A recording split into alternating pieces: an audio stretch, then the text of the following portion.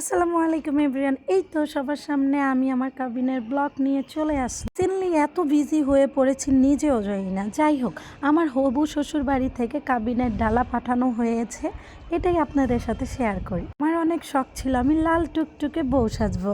আলহামদুলিল্লাহ আমার শাশু মাও হবু বৌমার জন্য লাল শাড়ি কিনেই ফেল। এই তো বাড়ির সবার সাথে মিলে আমি আমার সব ডালার জিনিসপত্র দেখতেছিলাম এবং সবাইকেও দেখাইতেছিলাম।